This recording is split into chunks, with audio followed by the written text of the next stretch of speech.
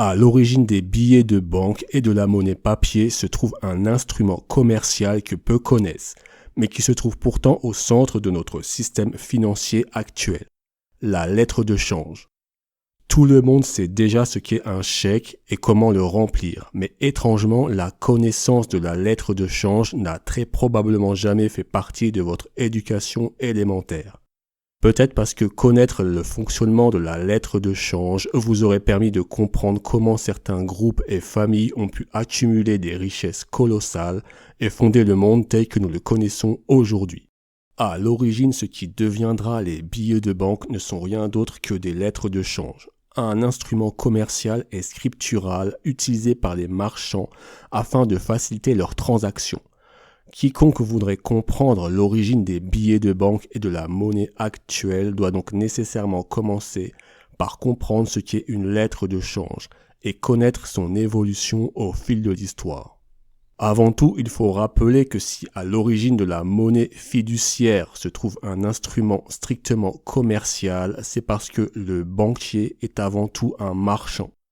Un marchand maîtrisant si profondément les effets de commerce qu'il en est arrivé à créer lui-même de la monnaie. Et c'est bien la lettre de change qui va mettre en évidence ce processus historique méconnu. Voilà pourquoi il est capital pour quiconque veut véritablement comprendre le système financier et la monnaie de connaître cet instrument. En réalité, la monnaie dans le sens moderne du terme implique les instruments de commerce, ou autrement dit, un instrument commercial est déjà de la monnaie. Comme le trust ou la fiducie, la lettre de change implique une relation à 3 personnes, chacune respectivement nommée le tireur, le tiré et le bénéficiaire. Le tireur est celui qui va émettre une lettre promettant le transfert ultérieur d'une certaine valeur alors inscrite. Originellement, cette valeur prend la forme de métaux précieux, le plus communément l'or ou l'argent. Le tiré est la personne qui devra remettre cette somme au bénéficiaire et porteur de la lettre, une fois la lettre présentée sur place. Le bénéficiaire est la personne à qui la lettre a été initialement remise par le tireur et qui est censé pouvoir acquérir cette valeur inscrite sur papier. Transporter de l'or ou autre objet de valeur demandait alors une logistique particulière et pouvait se révéler dangereux, à cause des routes peu sûres à cette époque. La lettre de change apparaît donc comme ayant d'abord une fonction essentiellement pratique pour la diligence et la sécurisation des affaires commerciales. Seuls les marchands pouvaient alors émettre des lettres de change ou produire des effets de commerce. C'était là leur privilège. Comme pour la plupart des professions à l'époque, le titre de marchand se transmettait alors par la filiation et dans un cadre de succession familiale. Le meilleur moyen de comprendre ce qui se passait concrètement sur le terrain à cette époque est de l'illustrer par un cas historique réel. Sur cette lettre de change datant de 1816, l'on comprend l'affaire suivante. Établi au Canada à Miramichi, un port fluvial majeur à cette époque, le petit-fils d'un riche homme d'affaires a émis une lettre de change en tant que tireur, en nommant son grand-père comme tiré.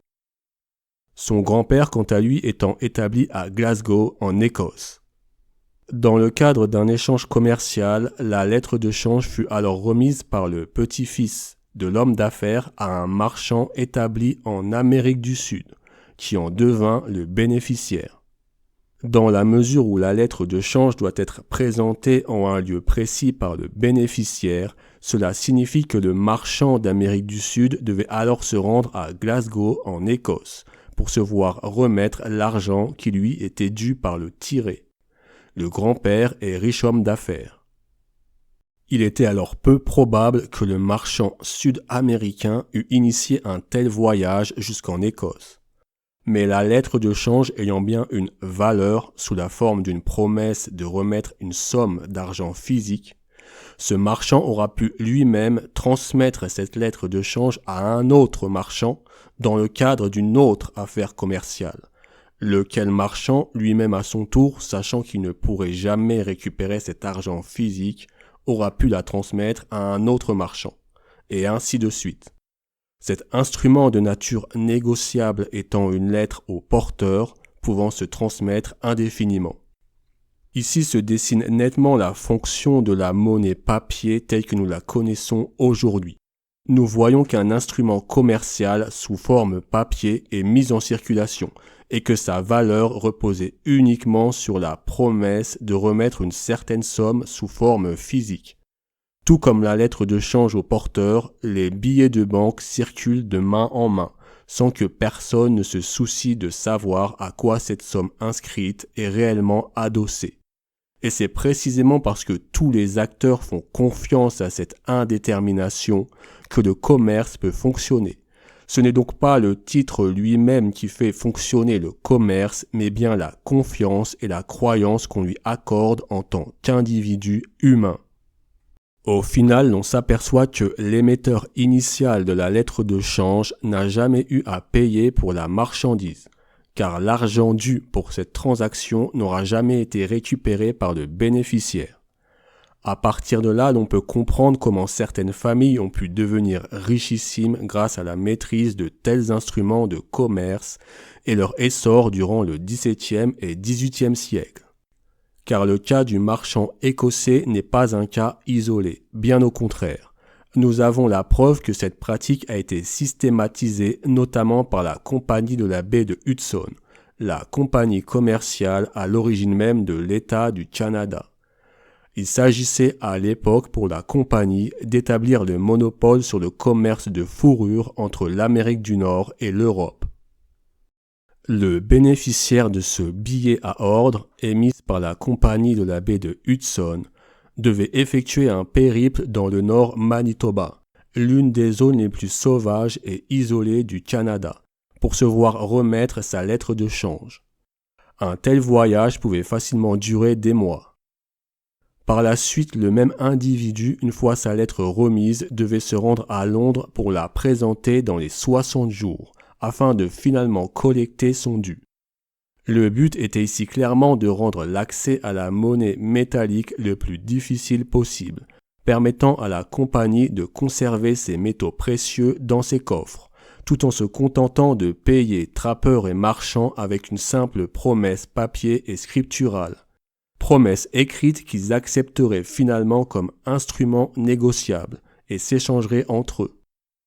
Ainsi, par l'étude historique de la lettre de change, l'on peut comprendre que c'est par ce type de pratique irrégulière des instruments de commerce que de tels empires financiers ont pu s'établir dès le XVIIe siècle. Des empires qui façonnèrent le monde moderne et son système monétaire tel que nous les connaissons aujourd'hui.